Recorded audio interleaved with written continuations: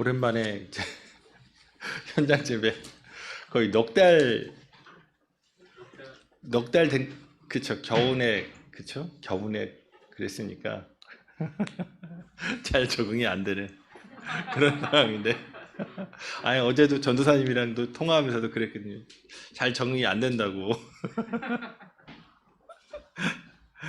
어, 이제 갈라디아서의 마지막 장에 왔습니다. 이게 아마 갈라디아서 처음 시작할 때도 현장 예배가 아니고 온라인 예배였던 것 같아요. 예.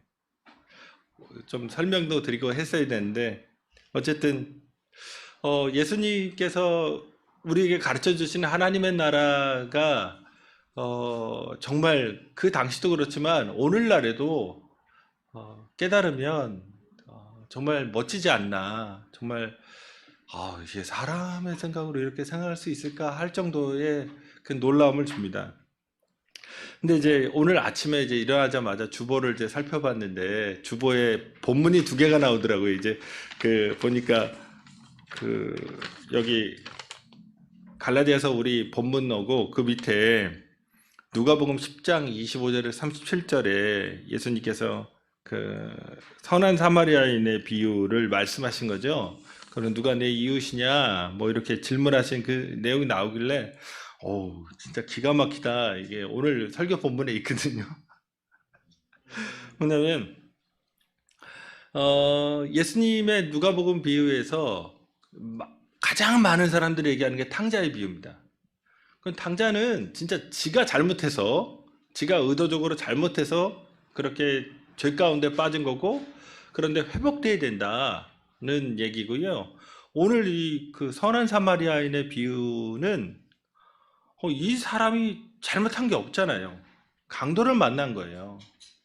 그러니까 내가 잘못하지 않아도 이 세상 안에서 진짜 죽을 뻔한 겁니다. 그러니까 탕자의 비유든 선한 사마리아인의 비유든 죄라고 하는 것이 이 세상에 있고 또 실패라고 하는 것도 있는 거예요. 우리의 삶의 현장에서 늘 좋은 일만 발생하는 것이 아니라 정말 내가 정상적이고 열심히 성실하게 그렇게 소박한 꿈을 갖고 살아가고 있는데 어떤 실패라고 하는 내 삶에서 위기라고 하는 상황에 직면하는 겁니다. 이런 상황이 안 찾아올 거라고 실은 처음에 이제 교회 다니면 다 복 받는다고 그러고 하나님이 지켜주신다고 그러고 낮의 해와 밤의 달이 상치 못하도록 이게 나오잖아요. 그러니까 그런 시츄에이션만 그리다가 실제로 내게 고난이라고 하는 것, 내게 정말 감당할 수 없는 그런 삶의 무게가 다가왔을 때 이게 그 인식의 부조화 이론이거든요. 안 맞아요. 그러면 나는 신앙적으로 이렇게 생각하는데 현실은 이럴 때 이 간극을 메우는 게 되게 힘듭니다. 그게 욥기의 상황인 거고 그게 전도서의 상황인 거고 뭐 신약에서도 그런 상황들 사도들이 뭐 목 잘리고 야고보 같은 경우는 그냥 높은 데서 그 성전 이제 성곽에서 떨어뜨려 죽인 거 수십 미터를 뭐 그런 상황에 처하면 이게 특히 이제 예수님은 하나님의 아들인데 십자가에 못 박히잖아요. 이게 안 맞단 말이에요. 이런 경우를 어떻게 할 것이냐. 그런데 그때마다 혹은 나 자신만 그런 경험을 하는 것이 아니라 내 주위에 있는 성도들도 그런 경험을 하게 되는 겁니다. 그러면 그때가 어떤 거냐? 그게 그 상황이 성경적으로 얘기하면 진짜 우리의 신앙이 참된 것인지 거짓된 것인지를 입증할 시간입니다. 예수님께서도 요한복음 13장 33절 34절에 보면 새 계명을 너에게 주노니 서로 사랑하라. 내가 너희를 사랑한 것 같이 너희도 서로 사랑하라. 너희가 서로 사랑하면 이로써 모든 사람이 너희가 내 제자인 줄 알리라 말씀하십니다. 자, 기독교라고 하는 종교를 보면 특징이 있죠. 이콘, 그러니까 뭐 영어로 하면 아이콘이죠. 아이콘이 없어요. 성상이라는 게 없는 겁니다. 그러면 실제로는 에베소서에서 얘기한 대로 하면 아버지가 하나다. 하나님의 아버지가 하나다. 근데 우리는 구체적인 아버지가 다 다르잖아요. 거기에 성령이 하나고 그리스도 주가 하나이시고 뭐 세례도 하나이고 뭐 이렇게 나가거든요. 근데 결정적으로 궁극적으로 보면 보이지 않는 하나님으로 우린 연결된 거거든요. 아니 종교라는 게 그런 거죠. 밑도 끝도 없는 거예요. 실제는 하나님이란 분이 계신데 그분이 우리를 사랑하신다고 말합니다. 성령이 계신데 그건 영이니까 보이지도가 않아요. 우리 주님이 계신데 그분은 십자가에서 부활하셔서 승천하셨기 때문에 지금 보이지 않아요. 그런데 우리는 그런 보이지 않는 하나님을 믿는다고 말합니다. 그러니까 세계 종교사에서 아주 독특한 길을 간 거예요. 성상이 없어요. 심지어 그래서 합동측 교회는 십자가도 걸어두지 않습니다. 우리도 이제 십자가에 조그만 십자가가 있지만 합동측은 십자가도 걸어두지 않아요. 이것도 이콘이다, 아이콘이다 해가지고 그렇게 되면 그럼 도대체 뭐냐 기독교의 실체는? 그러니까 보이지 않는 하나님으로서 우리가 형제와 자매로 연결되어 있다는 거죠. 기독교의 핵심은. 그래서 그분이 아버지이시고 그래서 우리는 형제 자매로서 서로 사랑하는 그런 공동체인 겁니다. 그러니까 기독교 신앙이라고 얘기하는 것은 우리가 예수 그리스도 안에서 서로 연결되어 있다는 거예요. 서로 분절되어 있는, 분리되어 있어 존재하는 게 아닙니다. 제가 금요 예배 때 또 말씀드렸지만 여기 아무도 안 들어오셨는데 어쨌든 아니 저는 이해합니다. 다시 쉬셔야죠. 핵심은 오늘날 시대의 시대 정신이 뭐냐면 따로 웃고 따로 울어요. 함께 웃고 함께 우는 세상이 아니라, 그러니까 말하자면 교회 안에서도 제가 예를 들어 서울에 아파트를 갖고 있다 그러면 이렇게 그 아파트 값이 올라가면 이 세상이 미쳤구나 하지만 내 아파트 값이 올라가니까 기분 나쁠 일이 하나도 없어요. 그런데 전세를 살면 혹은 월세를 살면 기분이 진짜 그러니까 집을 사더라도 빚을 더 많이 내야 되는 상황. 그렇죠? 마치 일평생 노예처럼 이렇게 은행에다가 돈을 갖다 바치는 그런 상황으로 가거든요. 그러니까 이 세상 안에서 따로 웃고 따로 울어요. 근데 공동체는 그런 게 아니죠. 그러니까 함께 웃고 함께 울어야 되는데 자꾸 이 세상은 따로 웃고 따로 울게 만드는 그런 세상의 모습을 보여줍니다. 네, 다시금 기독교는 도대체 뭐냐? 그리스도 예수 보이지 않는 그 하나님 아버지 안에서 함께 연결되어서 함께 삶을 이뤄가는 공동체라는 겁니다. 그래서 어려운 일 당한 지체가 있으면 그때가 바로 진짜 신앙이냐 아니냐가 결정이 되는 겁니다. 그럼 오늘 이제 갈라디아서 본문에서는 그럼 사랑은 진짜 구체적으로 어떻게 하는 거냐? 5장에서 사랑으로서 역사하는 믿음을 얘기했거든요. 그럼 진짜 사랑은 도대체 어떻게 하는 거냐? 구체적인 그 상황을 이제 지시해 줍니다. 첫 번째로 보면 사도 바울이 우리에게 사랑하라고 권면한 것이 어떤 사람이냐면 어떤 상황이냐면 범죄한 일이 드러난 사람을 발견했을 때입니다. 그러니까 그리스도인의 교회는 완벽하지 않기 때문에 죄인이 있어요. 그러니까 성도 중에도 잘못돼 가고 있는 분이 계시는 겁니다. 오늘 1절에 보면 형제들아 사람이 만일 무슨 범죄한 일이 드러나거든 이렇게 말합니다. 근데 영어 성경을 보면 brothers, if someone is caught in a sin, 그러니까 어떤 사람이 caught in a sin, 그러니까 죄에 붙잡힌 거죠. 죄에 덫에 걸린 겁니다. 그러니까 여기서 죄라고 표현했는데 성경에서 가장 많은 죄를 얘기하는 게 하마르티아, 그렇죠? 많이 배우셨을 겁니다. 이제 화살을 쐈는데 관역을 빗나갔다. 그러니까 하나님의 목적을 벗어났을 뿐만 아니라 구체적으로 잘못된 것을 뭔가를 맞췄으니까 어떤 결과를 저지른 거죠. 그 다음에 아노미아라고 해가지고 이 노모스가 법이거든요. 아가 그리스어로 이제 A가 붙으면 이게 낫이거든요. 낫. 그러니까 법이 없다, 무법이다, 불법이다 이런 것들을 씁니다. 그러니까 하마르티아나 아노미아가 가장 죄와 관련된 단어인데 오늘 본문엔 그런 얘기가 아니에요. 오늘 범죄라고 한 단어는 파라프토마티라고 해서 이거는 부주의해서 그런 겁니다. 그러니까 정상적으로 그냥 살아가다가 뭔가 주의력이 결핍된 거예요. 그래가지고 잘못된 거. 뭐 밤새 작업했는데 저장 못하고 이렇게 딜리트 누르고 정신 나가가지고 이렇게 저장을 못한 거라든가 아니면은 빙판에서 미끄러지는 겁니다. 아니 간다고 조심한다고 했는데 갑자기 살짝 뭐 핸드폰이 울리니까 봤다가 넘어지는 거죠.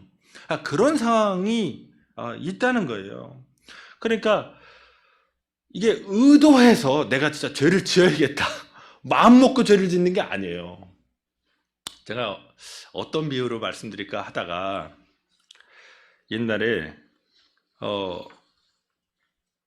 그 군모 갈 때 논산 그 기독교연합회를 제가 모시던 그 중령 목사님이 다녀왔습니다. 통합청 목사님이었는데 그러더니 거기서 하신 얘기를 얘기하더라고요. 어떤 목사님이 이게 2000년 조금 넘었으니까 2001년 정도 된 건데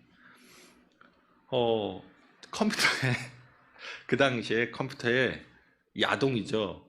이게 한번 클릭을 하면 이게 화면에 타타타 떠가지고 그죠 팝업창 타타타 뜨고 안 없어지는 거예요. 그래가지고 기독교 연합회에 오셔가지고 그 목사님이 아니 그게 안 없어진다 그러니까 옆에 있던 목사님이 그건 열어봐야지 되는 건데 그건 어떻게 알았을까요 둘은 참 그래가지고 아무 말이 없어지고 기독교 연합회에서 그 논산 기독교 연합회 그 크지도 않았는데 그러니까 요새는 어떻게 하냐면 기본적으로 이제 남자들은 이제 스포츠 기사 좋아하니까 스포츠 기사 하면 또 밑에 그 뭐 여자 그쵸 모델들 그런 거 사진 났거든요. 그러면 그냥 정상적으로 스포츠 보다가 남 밑에 열어보고 밑에 열어다 보면 어이구 그 다음에 또 해가지고 이제 더 가는 거죠. 아니 그런 경우 그러니까 부주의한 거예요. 그러다 보면 그러니까 사람이 아주 그냥 별로 생각 없이 가다가 그런 식으로 이제 빠져 들어가는 겁니다. 이 세상이 그런 구조를 갖고 있다는 거예요. 그러니까 범죄하고 싶어서 범죄하는 게 아니라 그냥 부주의하게 그렇게 살아가다가 어느 순간인가 마음과 생각이 오염될 가능성이 많이 있습니다. 저번 주 이제 성령의 열매에 관해서 설교를 했는데 그 악독 목록이 나오죠. 15개 말씀드렸는데 갈라디아서 5장 19절에서 21절에 육체의 일은 분명하니 곧 음행과 더러운 것과 호색, 이 성적인 것도 그렇고 우상 숭배와 주술, 뭐 요새 타로 같은 거 많이 보잖아요. 그 다음에 기독교인이 점집에 가는 확률 그러니까 무당집에 가서 그게 30%예요. 그러면 한 20년 전 통계, 15년 전 통계가 2조예요. 지금 추정하는 게 무당집이. 그러면 기독교인이 6천억을 갖다 바치는 겁니다. 그 통계대로 하면 6천억. 근데 지금 더 늘었을 거예요. 저희 어머니 친구분이 감리교 권사님인데 벌써 제 고등학교 때부터 그분은 이제 신년에 토정 미결 뭐 이런 거 보러 점집에 간대요. 꼭. 재밌는 분이죠. 그러니까 그런 정도의 그런 우상숭배 이런 것들은 쉽게 빠지는 거죠. 거기에 뭐 원수 맺는 것부터 시작해서 당 짓는 거 이런 것들의 어떤 불화 이런 것들도 아주 많고요. 거기에 술 취함과 방탕함과 같이 무절제한 삶, 그렇죠? 게임 중독이라든가 아니면은 이런 술이라든가 뭐 이런 것들에 그러니까 아니 절제된 상태가 아니라 무절제하게 빠지는 이런 것들은 아주 쉬운 거라는 겁니다. 그런데 그때 문제는 여기서도 이제 갈라디아서 이렇게 살아가면 하나님 나라를 유업으로 받지 못한다는 거예요. 결국 신앙의 목적은 하나님 나라를 유업으로 받고 그리스도 예수와 함께 왕노릇하는 건데 거기에서 탈락하게 되는 거죠. 그러니까 범죄한 일이 발생하거든. 그러니까 부주의해서 그럴 수밖에 없는 그런 경우가 있다. 그런 거는 이제 인정을 하고, 그런데 거기에 빠져들어가는 지체, 그런 성도를 향해서 그거를 알았을 때 우리가 어떻게 됐냐? 바로 잡아줘야 된다는 거예요. 이 오늘 본문에서 바로 잡다가 그 카타르티즈도거든요. 이게 뭐냐면 그 베드로와 그 야고보 요한이 예수님 만나던 날 그물을 깁잖아요. 그 단어예요. 똑같은 단어예요. 그러니까 뭔가 구멍 나고 잘못된 거를 정상적으로 만드는 건데, 그 당시의 의학 용어로는 이게 뼈를 접고라는 겁니다. 그러니까 아프죠. 뼈가 어긋난 거예요. 그러니까 바로 잡아준다고 하는 것이 쉬운 일이 아니라는 얘기입니다. 지금 잘못된 길로 지금 탄성을 받아가지고 탄력을 받아갖고 이렇게 가고 있는데, 그거를 붙잡아서 정상적으로 돌려놓는다는 과정이 그렇게 쉽지는 않은 거예요. 그럼에도 불구하고 그가 하나님 나라를 유업으로 받는 것을 못 받게 되는 그런 상황에 빠지니까 신앙 공동체는 회복시켜야 된다는 얘기입니다. 때로는 따끔하게 꾸짖기도 하고, 때로는 충고도 해야 되고, 때로는 붙잡고 기도도 해야 되고, 때로는 방문도 해야 되고, 때로는 전화도 해야 되고, 어떤 식이든지 그 사람이 신앙적으로 회복할 수 있도록 만들어야 됩니다. 죄는 마치 기계가 망가진 것처럼, 죄는 하나님과의 관계가 망가진 겁니다. 작동하지 않는 거예요. 기계가 망가지면 어떻게 될까요? 아무리 눌러도 안 되잖아요. 뭐 그게 형체는 그대로 있는데 막 버튼 누르고 뭐 이거 조작하고 해봐도 안 되는 거잖아요. 그러니까 죄를 기독교 공동체는 인정해야 됩니다. 그리고 그것을 잘 처리해야 됩니다. 하나님 안에서 우리가 한 형제와 자매라는 의식으로 다른 사람의 일, 강 건너 불구경하듯이 그렇게 하면 안 되는 겁니다. 그 다음에 어떤 방식이냐. 오늘 온유한 심령이라는 표현이 나와요. 온유한 심령으로 해라. 뭐냐면 자기가 그러면 그렇게 충고하고 권면하는 사람이 그 위에 있는 사람이냐. 그런 게 아니죠. 똑같은 거예요. 그런 상황, 비슷한 상황에 처하면 어쩌면 더 할 수도 있어요. 그러니까 온유한 심령으로. 근데 이 온유란 단어가 어디서 들어보셨죠? 이게 생각하시면 성령의 열매 중에 그 성령은 그렇게, 그러니까 내가 위에 있어서가 아니라 사랑하는 마음으로 다른 사람을 권면하는 겁니다. 그러니까 죄를 짓는 사람을 정죄하고 무슨 막 진짜 악인 다루듯이 하는 게 아니라, 나도 그렇게 시험 받을 수 있는 동일한 존재임을 1절에서 얘기하듯이 생각하면서 온유한 심령으로 그 사람을 사랑하는 마음으로 회복시키는 거죠. 근데 이게 이제 인간이 잘 안 됩니다. 꼭 마치 자기는 죄가 없는 것처럼, 보통 기독교인이 그렇거든요. 그러니까 기본적으로는 자기 같은 사람 있으면 예수님은 십자가에 달리지 않는 것처럼 생각해요.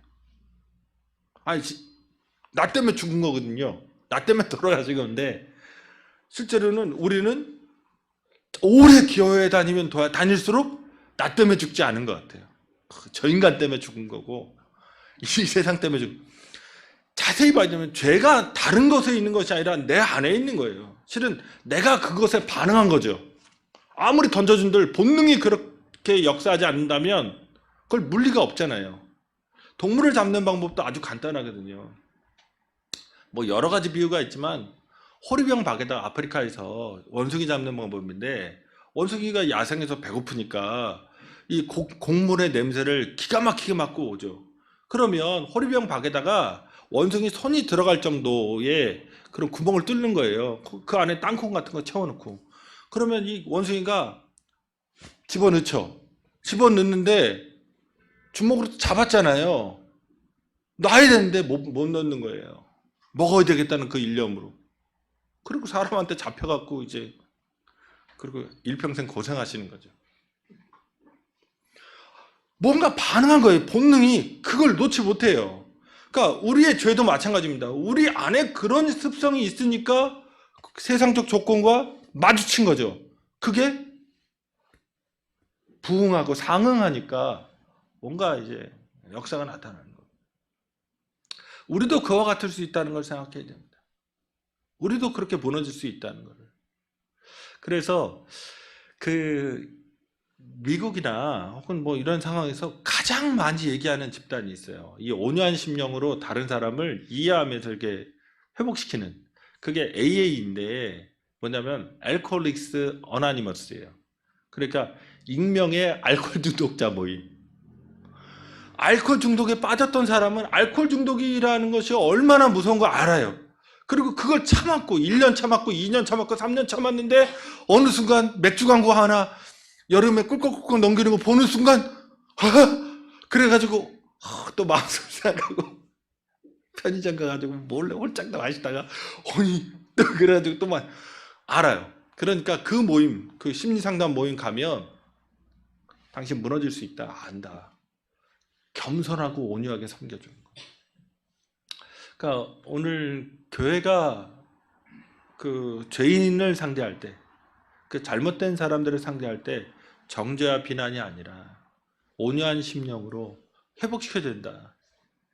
구체적인 사랑은 그러니까 말로 하는 게 아니라 범죄한 사람을 만나서 회복시켜줄 때 기독교인님이 드러나는 겁니다. 두 번째로는 우리가 사랑해야 될 사람, 사랑해야 될 조건은 어떤 거냐면 어려움을 겪고 있는 지체입니다. 오늘 2절에서 너희가 짐을 서로 지라 그리하여 그리스도의 법을 성취하라고 얘기합니다. 여기서 서로의 짐을 지라고 했는데 이게 앞에 나오는 죄의 짐을 얘기하는 거냐? 그럴 수도 있습니다. 그런데 더 심각하죠. 여기서 짐을 지는 행위를 생각해 보시면 최근에 짐 져보신 일 있으세요? 고대 사회에서 짐 지는 것은 노예가 하는 일이었습니다. 그러니까 귀족이나 지체가 높은 사람은 짐을 지지 않아요. 그러니까 뭐 이렇게 길거리를 가다가 노동 현장에서 짐을 지는 사람을 보면 그건 노예다. 주인은 그런 일을 하지 않는 거죠. 근데 이제 기독교인의 삶의 자세를 얘기하는 겁니다. 서로 종노릇하는 거예요.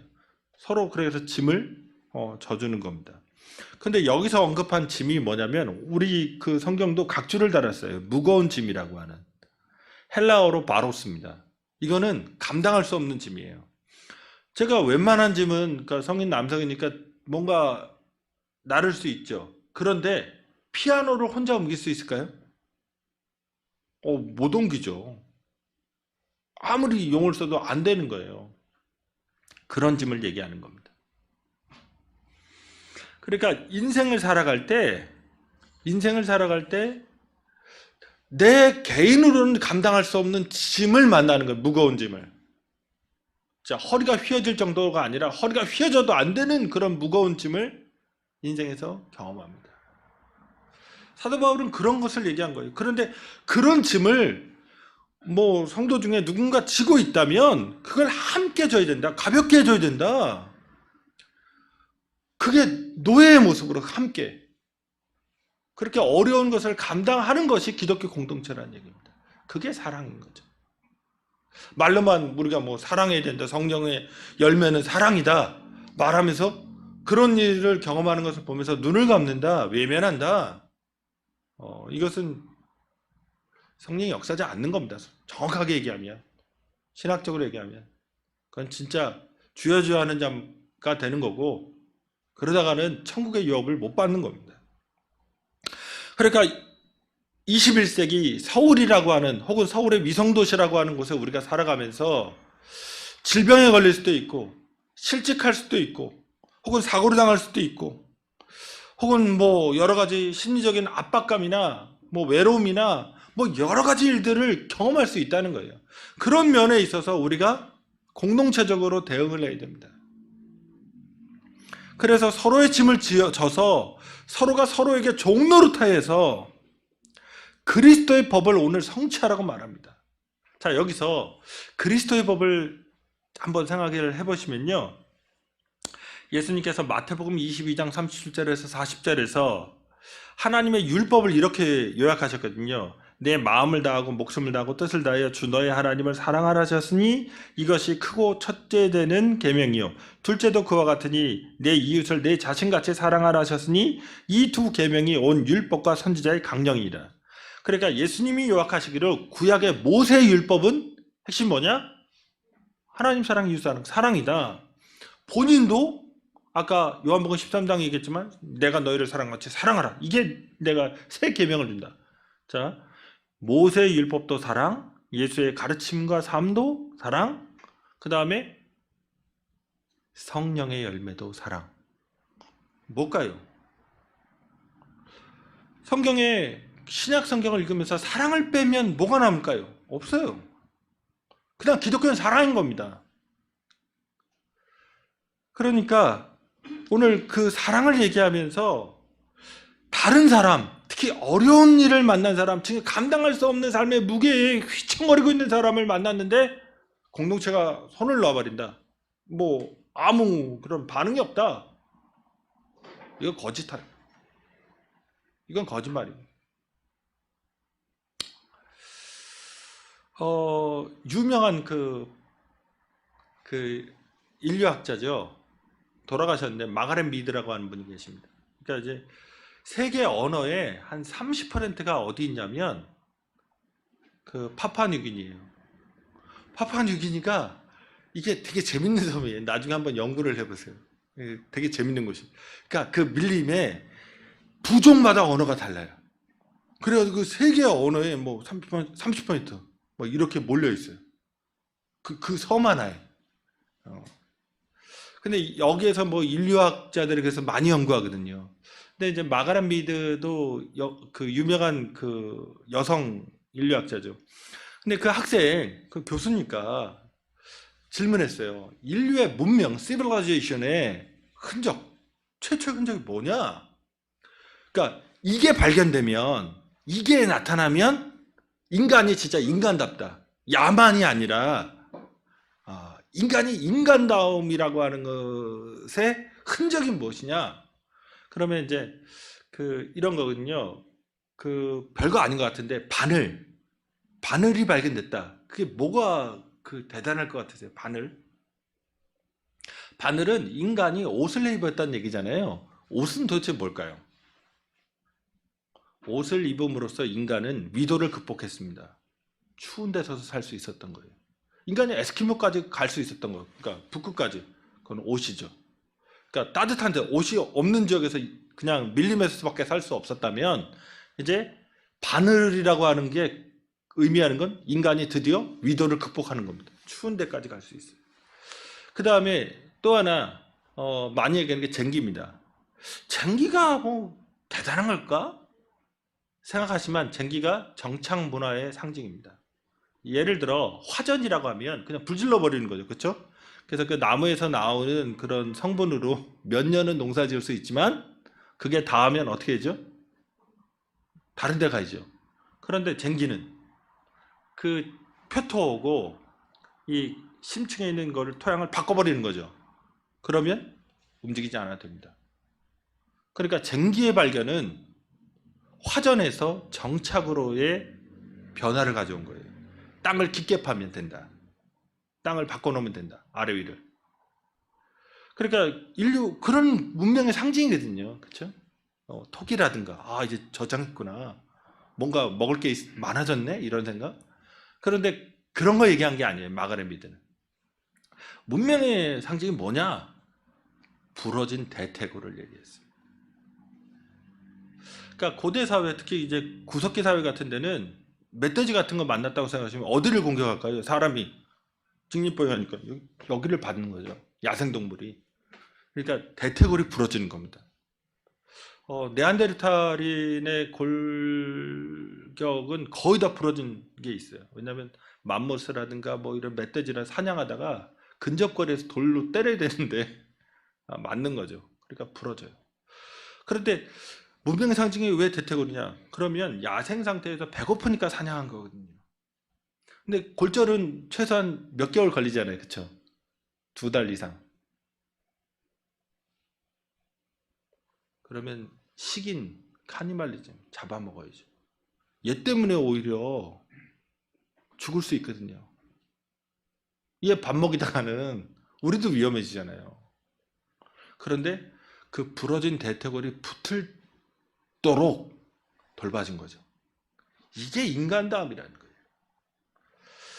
잡아먹은 게 아니라, 내 팽개친 게 아니라, 그런 어려움, 정말 인생의 이제 불능이잖아요. 어디 고대 사회에 약도 없는데 부러져가지고 그 신음하는 사람을 옮겨서 돌보는, 그게 사람이라는 겁니다. 교회가 야만 글자도 없는 시절에도 인간이 그렇게 살았던 거예요. 그런데 우리는 뭐 교육받았다고 얘기하고 문명이라고 얘기하고 그러면서 그런 태도 하나 갖지 못한다면 진짜 이제 거짓말하고 있는 거죠. 오늘 우리가 서로에 대해서, 서로의 삶에 대해서 지켜보고 서로 지지하고 돌봐주고 그런 것이 다시금 그게 그리스도의 법을 성취하는 것이고 그게 구약을 성취하는 것이고 그게 성령의 역사입니다. 그게 우리가 갖고 있는 기독교의 핵심이라는 겁니다. 그 셋째로는 우리의 삶에 그러면 이 사랑의 열매가, 사랑의 삶이 우리의 구원을 결정합니다. 결정적으로는 중요한 건 3절에서 5절에서 사도 바울이 삶의 구체적인 이런 사랑의 열매는 보여주지 못하면서 엉뚱하게도 스스로 과대평가하는 그런 사람들이 있거든요. 예를 들어서 지금 갈라디아 교회는 어떤 걸 하려고 하는 거죠? 할례 행하고, 그렇죠? 지금 종교성을 잘 보셔야 돼요. 할례를 행하고 절기를 지키고 아니면은 뭐 그런 음식을 가려 먹고 이런 것들을 통해서 내가 온전한 신자 혹은 하나님께 은혜를 더 충만히 받겠다는 식으로 종교적인 어떤 상황을 강화한 겁니다. 이게 한국교회가 걸어갔던 거예요. 그러니까 전 세계 교회에서 하지도 않는 거, 종교적인 건 종교라는 건 다 끌어들였어요. 뭐 말씀 뽑기부터 시작해갖고, 아니 안 하는 거 뭐 성구영신 예배, 말씀 뽑기, 뭐 새벽 예배, 기도원 이런 거 없어요. 서양 기독교 없단 말이에요. 2000년. 근데 한국에 들어오니까 온갖 게 다 생겼어요. 신방 이런 것도. 신방은 무당이 하던 거예요. 원래 단골들 상대로. 서양 영화에서 목사님이 신방하는 거 보셨어요? 신부님이? 아니죠. 걔네 개념은 아니에요. 걔네 개념은 기독교화된 사회의 경험은 성도가 찾아가는 거죠.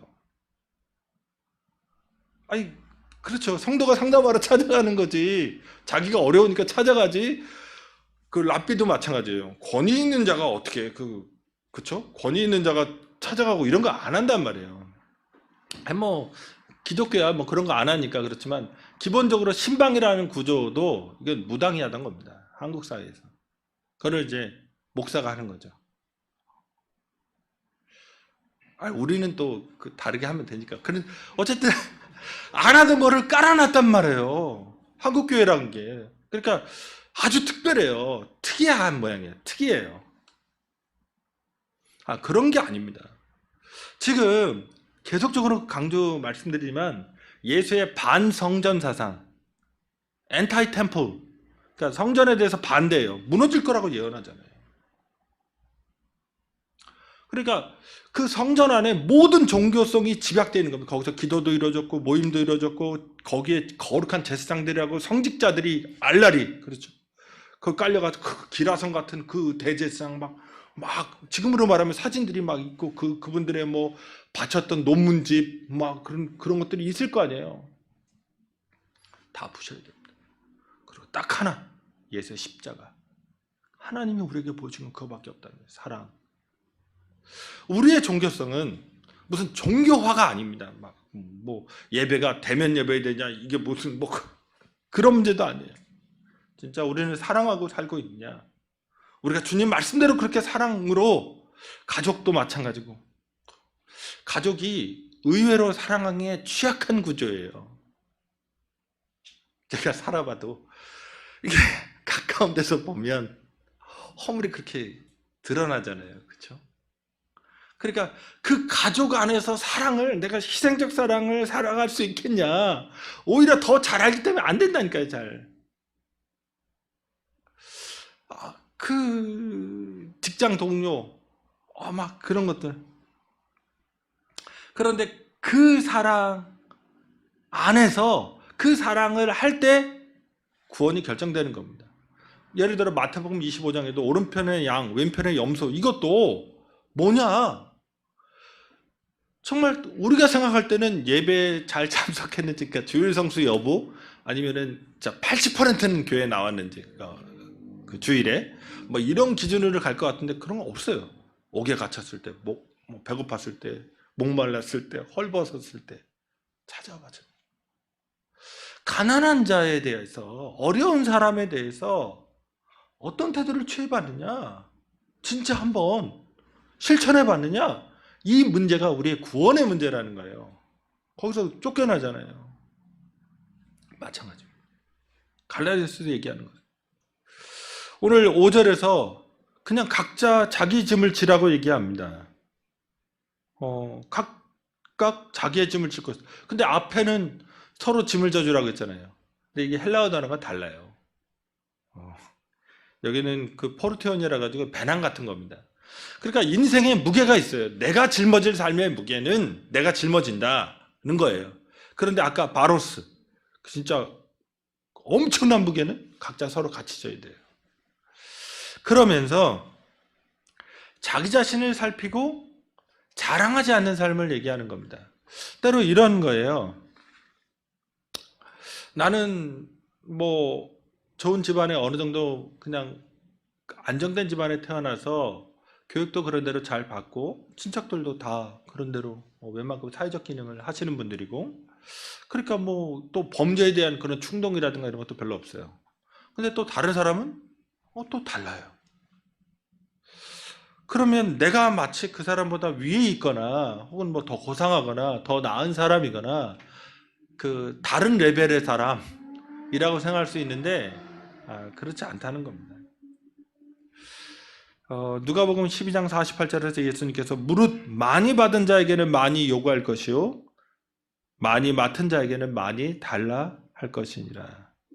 그러니까 내가 다른 사람과 관련해서 뭔가 비교하고 내가 다른 사람보다 낫다, 다른 사람보다 높지, 다른 사람보다 괜찮지, 다른 사람보다 도덕적이지, 다른 사람보다 죄를 안 짓지, 다른 사람보다는 그래 성격이 괜찮은 편이지, 이런 거 아무 의미 없다는 겁니다. 실제로 다른 조건에 태어났으면 어쩌면 다르게 살았을 거예요. 예. 제가 이제 예전에 마트 간 적이 있는데 제 아들내미랑 갔죠. 그때 뭐냐면 1+1 탄산 한참 좋아할 때 그거, 그 다음에 이제 컴퓨터용 스피커 어떻게 하고 사고, 그 다음에 뭐 계란인가 우유 뭐 이런 것들을 샀어요. 그러니까 되게 많이 들었어요. 그 다음에 애가 어리니까 걔도 짐을 들렸죠. 그러니까 각자의 짐을 자기가 들고 온 거예요. 한 600에서 한 700m를 걸었거든요. 그러니까 저도 되게 손가락도 아프고 막 잘라질 것 같고 아우 짜증은 나고, 그렇다고 이거를 야 네가 들어 이렇게 할 수도 없잖아요. 각자 자기가, 그렇다고 얘는 안 힘들었을까요? 힘들었겠죠. 인생이란 게 그런 겁니다. 그러니까 자랑할 게 없고요. 핵심은 어려움에 빠진 사람을 형제와 자매로서 도울 수 있겠느냐. 죄에 지금 빠져가고 있는 그런 성도를 회복시켜주려고 몸부림을 치고 있는가. 이 두 가지에서 교회의 성패, 그러니까 크고 작으냐의 문제가 아니라 진짜 그것이 교회인가, 그것이 정말 주님의 뜻을 이루는 사람들인가, 그리스도의 법을 성취하고 있는가가 결정이 됩니다. 그래서 오늘 다시금 가족, 또 직장 동료도 아니면 만나는 사람들에게 혹은 우리 교회 공동체 안에서 어떻게 우리가 반응하려고 하고 반응하고 있고 살아가고 있는지, 사랑에 대해서 다시금 결단하시고 다는 할 수 없어도 이렇게 타겟팅이라도 해서 그냥 한 가지 말씀드리면 어떤 목사님은 참 지혜롭다 생각하는 게 자기랑 관계가 안 좋은 사람 있잖아요. 명절에 선물을 해라. 자기가 안 좋은 사람한테, 좋아하지 않는 인간한테. 그것도 지혜로운 것 같아요. 원수를 위해서 기도하라고 하니까. 어쨌든 사랑의 방식들을 좀 잘 찾아내셔서 오늘도 그리스도의 법을 이루시는 저와 여러분 되시기를 주님의 이름으로 축원드립니다. 우리 다 함께 기도하실 때 오늘도 주님은 다른 거 안 보십니다. 나에게 대단한 열정과 종교성, 몇 시간을 기도하고 몇 시간을 어떻게 성경을 알아야 구원받을까요? 이미 우리를 구원하시기로 결정하신 거예요, 그분이. 그리고 우리를 세상에 빛이고 소금이라고 이미 말씀하신 겁니다. 그런데 거기다 더할 거 없어요. 그리고 진짜 그분이 말씀하신 건 진짜 사랑하느냐, 사랑으로서 살아갈 것이냐, 그게 구원의 길이라는 거예요. 오늘 그거 없이는 구원 못 받는 거니까. 오늘 우리가 그런 사랑의 사람이 되도록 우리가 결단하고, 또 생각나시는 사람이나 그런 상황들이 있다면 본인도 회복되고 또 지혜롭게 행동할 수 있도록 우리 주님 한번 부르고 간절히 기도하시겠습니다. 주님, 거룩하고 존귀하신 아버지 하나님, 저희를 사랑하심을 감사합니다. 우리 주 예수 그리스도께서 이 땅에 오셔서 우리를 얼마나 사랑하셨는지, 그분이 십자가의 사랑으로 우리를 사랑해 주셨습니다. 그 무한한 사랑과 그 거룩한 사랑 앞에서 우리가 무슨 말을 더 할 수 있겠습니까? 그 사랑으로 우리를 선택해 주셨고 불러주셔서 심지어 용서하시고 끊임없이 우리의 실수와 우리의 잘못이 반복됨에도 불구하고 우리와 동행해 주십니다. 거룩하신 아버지, 때로 우리 주변에 뜻하지 않게, 의도치 않게 부주의하여서 죄에 빠져가는 지체들이 있습니다. 주님, 그런 어려운 지체들을 향하여서 우리가 회복의 마음, 용서의 마음, 관용의 마음을 가질 수 있게 하시고, 또한 우리 주변의 어려운 삶의 그런 현실의 무게에 짓눌려가는 죄가 있다면 주님 위하여 기도하게 하시고, 또 우리가 서로 짊어질 수 있는 그런 용기와 믿음을 허락하여 주시옵소서. 아버지 하나님, 진실한 사랑이 여기에 있음을 우리가 성경을 통해서 다시 한번 깨닫게 하시고, 이를 위하여서 성령의 감동함 받아, 성령의 이끌림 받아 아버지 하나님 최선을 다해 살아갈 수 있게 도와주시옵소서. 우리가 주님 앞에서 구원을 간구하고 최종적인 구원, 하나님 나라에 들어가는 것을 소망할진대 하나님, 사랑이 없으면 안 되는 것임을, 사랑이 그리스도 예수의 법을 성취하는 것이고 성령을 따라가는 것이고 하나님 아버지, 우리를 향한 그 삶의 모습임을 깨닫게 하여 주셔서 주님, 거짓된 신앙을 벗어버리고 온전한 신앙, 하나님 진실한 신앙으로 돌이킬 수 있도록 역사하여 주시옵소서. 그러고 존귀하신 아버지 하나님, 저희는 여러 가지 일들로 신앙이라는 것을 평가하고 평가받습니다. 때로는 어느 때에는 성경 공부도 하고 제자훈련 모임도 하고 혹은 부흥회도 하고 시간을 지켜서 규칙적으로 하나님을 상대하려고 하는 그런 노력도 했습니다. 그것이 신앙이라면, 또 지금 그렇게 하지 않는다면 우리는 믿음이 없는 것입니까? 하나님이 우리를 먼저 사랑하셨다고, 그리고 우리를 택정하셨다고, 우리를 주관하신다고 그렇게 이야기하면서 마치 자기 자신이 신앙이 좋고 나쁜 것을 결정하는 것처럼 그렇게 생각하기도 합니다. 그러나 주님께서 우리에게 가르쳐 주신 유일한 법, 서로 사랑하라는 것이었습니다. 주님이 우리가 가족 안에서, 우리가 주변을 살아가는 직장 동료들이나 이웃을 향해서 어떤 태도를 취하고 있습니까? 때로는 교회 안에서도 미움과 다툼으로 혹은 뭔가 소원한 마음으로 살아가고 있지는 않습니까? 다시금 사랑의 법, 그리스도 예수의 법을 성취할 수 있게 도와주시옵소서. 그래서 죄에 빠져가는 자를 회복시킬 수 있는 열정을 갖게 하시고, 또 인생의 무거운 짐으로 인하여 휘청거리고 있고 주저앉아버린 죄들을 향하여서 우리가 손 내밀 수 있게 하시고, 우리도 그 짐을 함께 지고 나갈 수 있도록 역사하여 주시옵소서.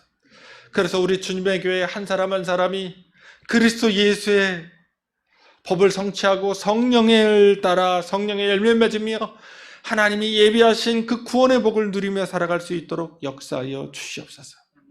주님, 우리 교회가 다른 것은 몰라도 이런 실천하는 사랑, 행동하는 사랑으로 충만한 교회 될 수 있도록 역사하여 주시옵소서. 감사드리오며 예수님의 이름으로 기도드립니다. 아멘.